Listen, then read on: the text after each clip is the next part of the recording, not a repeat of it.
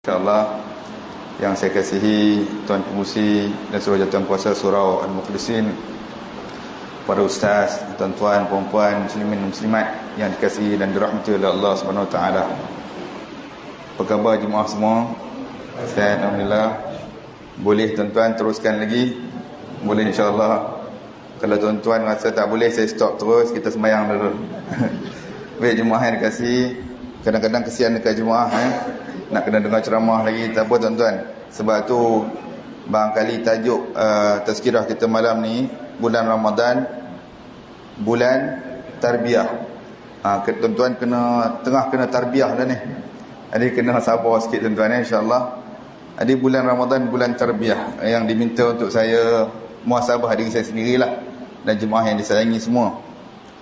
Jadi pertama sekali, sama-samalah kita panjatkan sebanyak-banyak syukur kita kepada Allah, kerana Allah makbulkan doa kita. Sebelum Ramadan banyak kali kita doa, alhamdulillah hari ini, pada malam ini dan malam-malam sebelumnya dan malam seterusnya insya-Allah kita termasuk di kalangan orang-orang yang Allah makbulkan doa dapat hidup dalam bulan Ramadan. Cuma tinggal lagi jemaah yang dikasihi, jangan sekadar hidup saja dalam bulan Ramadan.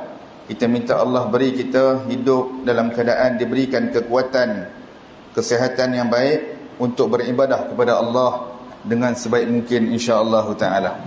Jadi tuan-tuan dan dirahmati Allah, kalau kita perhatikan dengan lebih lanjut, bulan Ramadan sememangnya bulan yang Allah sediakan untuk kita train, untuk latih diri kita, untuk training, satu ruang waktu untuk kita mentarbiyah, mendidik diri kita.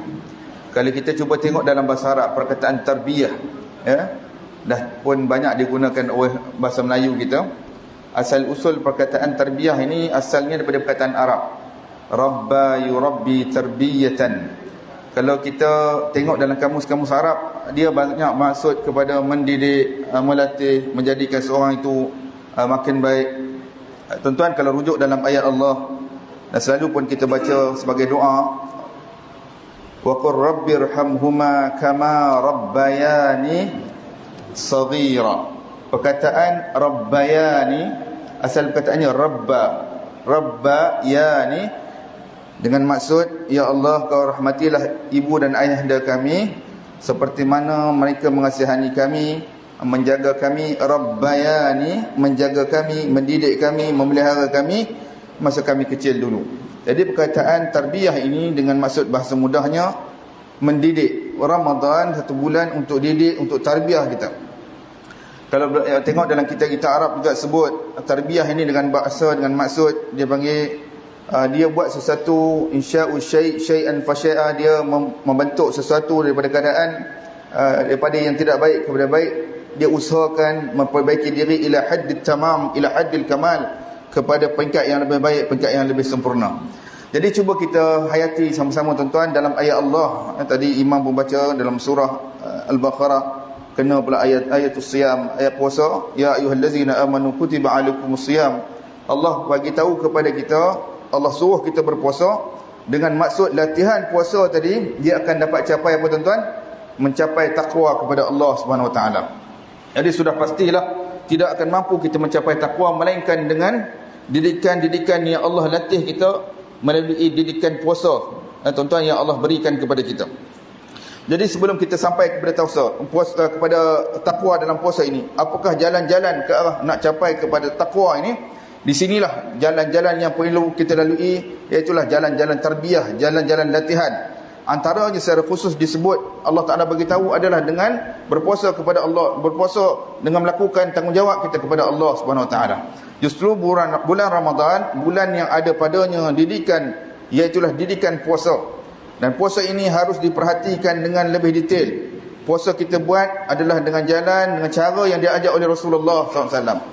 Banyak hadis-hadis Nabi pesan supaya puasa kita, puasa yang kena jaga dari sudut adab-adab dia. Apa tarbiyah yang kita dapat? Puasa yang patut kita lihat memberi tarbiyah, memberi didikan kepada kita ialah kita meninggalkan kata-kata yang tidak baik.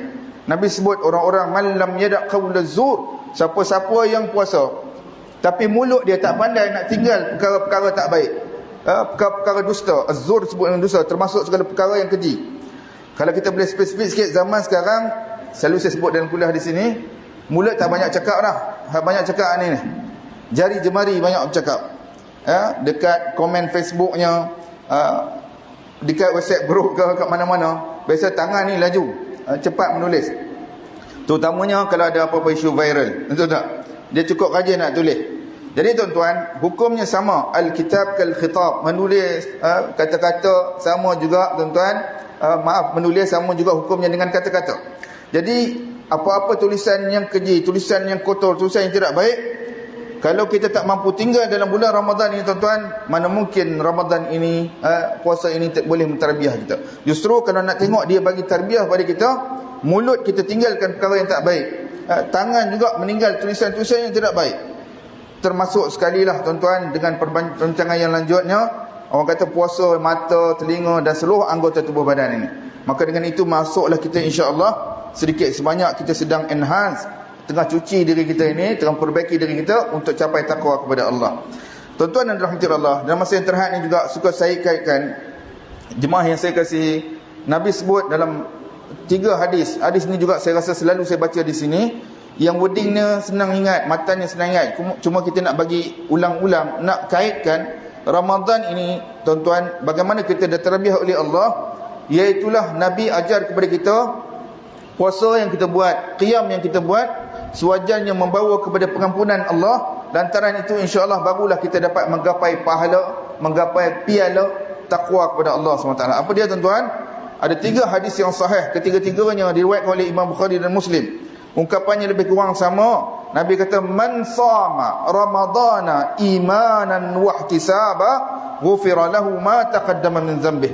Man, sesiapa sama, tuan-tuan fokus perkataan sama, siapa-siapa yang berpuasa imanan, dengan penuh keimanan, wa ihtisaban, dan mengharapkan ganjaran keredaan di sisi Allah. Al-Imam Ibn Hajar dalam Fathul Bari dia syarah dengan maksud ihtisab ini bukan takat kata dia sekadar puasa, tak. Dia puasa kerana Allah dan dia jaga dirinya, tak pernah pun mengeluh atas susah payah dia berpuasa. Senang tak nak buat macam tu? Bukan senang tuan-tuan, terutamanya bila mari musim panas kuat waktu sekarang ni. Betul tak? Bila kita keluar waktu tengah hari, siang tadi pun saya keluar bawa anak-anak, isteri, beli barang sikit, oh masya-Allah, kuat waktu panas. Dan kepanasan itu bila panas kita mula rasa penat, letih dan lapar. Kita ada anak-anak, kita beritahu kepada dia, ini kita lapar, kita ni kita tahu ada waktu berbuka. Ada seorang orang alim ditulis, saya tengok kat Facebook, seorang syekh dia kata, puasa kita ni, puasa kita tahu maklum, waktu yang nak berbuka ni maklum.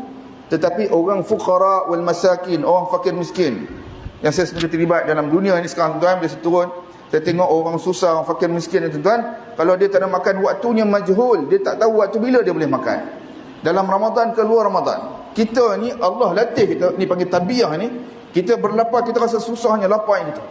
Ini kita yang kat Malaysia ni, teringat kawan-kawan kita, saudara mara kita di bumi Palestin, di Gaza sana, ya, yang makan mereka sangat susah. Kesian kalau kita tengok video-video dan sebagainya, susahnya mereka mendapat makanan. Allahu Akbar, tak tahu macam mana mereka berpuasa. Dan mereka dalam keadaan majhul waktu, tak tahu bila boleh makan. Kita ni kalau buka puasa, Allahu Akbar, tak cukup atas meja tu dekat dapur dia lagi makan lambat-lambat. Baru ni dalam paper keluar bagi tahu berapa banyak rakyat Malaysia berbelanja makan. Betul tak?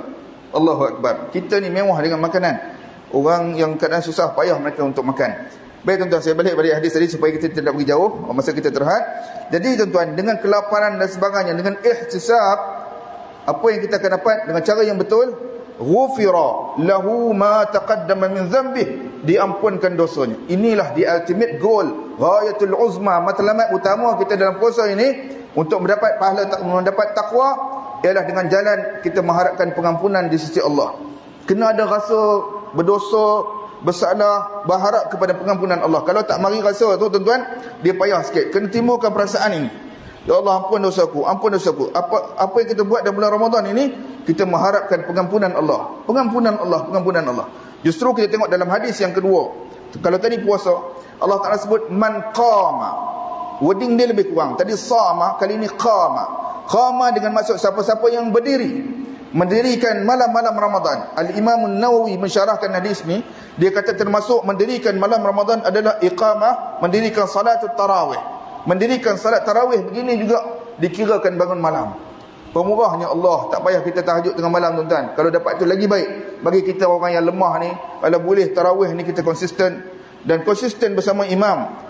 La yansarif, tidak keluar melainkan selepas imam selesai, maka kita akan dapat kutiba qiyamul lailah, mendirikan salat malam. Subhanallah. Imanan, dengan penuh keimanan. Wahtisaban, kan nampak sama ya. Ghufira lahu ma taqaddama min dhanbi. Dan hadis yang ketiga, tuan-tuan, di hujung-hujung ini Nabi SAW sebut man qama, tambahannya lailatul qadri, siapa-siapa yang mendirikan malam al-qadar, ya Allah pertemukan kami pada malam al-qadar nanti. Allahumma amin. Siapa-siapa yang dikurniakan rezeki mendirikan malam al-qadar dengan penuh keimanan dan mengharapkan redha Allah, diampunkan dosa-dosanya yang terdahulu. Subhanallah. Justru tuan-tuan, banyak lagi hadis kalau kita nak bincang. Tuan-tuan cuba kaji, banyak hadis-hadis yang ceritakan tentang pengampunan.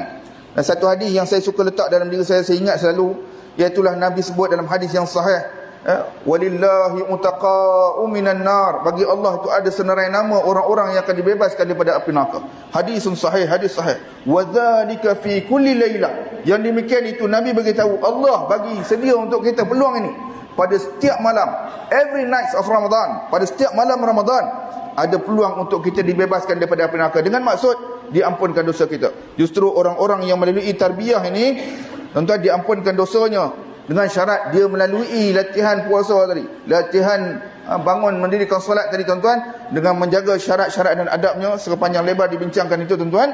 Maka dengan itu insya-Allah barulah dia mengecapi nikmat, tuan-tuan, la'allakum tattaqun. Moga-moga menjadi orang yang bertakwa kepada Allah. Innama yataqabbalullahu minal muttaqin. Hanya sahaja amal itu diterima oleh Allah di kalangan para muttaqin. Allahumma ja'alna minhum. Ya Allah, jadikanlah kami di kalangan mereka orang-orang yang bertakwa itu. Tuan-tuan kata amin. Allahumma amin. Begitulah doanya, tuan-tuan, kita sebut amin. Jadi banyak lagi kalau nak sebut. Ada tarbiyah ruh, itu kita panggil, saya tutup dengan tarbiyah ruhiyah. Kalau kita bincang lagi, ada tarbiyah jasadiyah, pendidikan untuk jasad, ini doktor-doktor cakap sihat tubuh badan. Dan adanya tarbiyah ijtimaiyah, tarbiyah pendidikan kemasyarakatan, kasihan kepada masyarakat, kita bagi orang buka puasa dan sebagainya, yang dibincangkan oleh para asatizah yang lain, insya-Allah taala.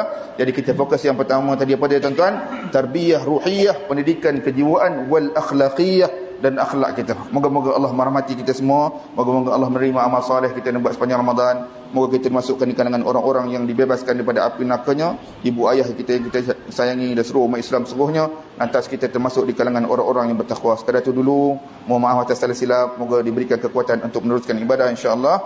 Terima kasih banyak atas perhatian jemaah pada malam ini. Aqulu ma tasma'un wa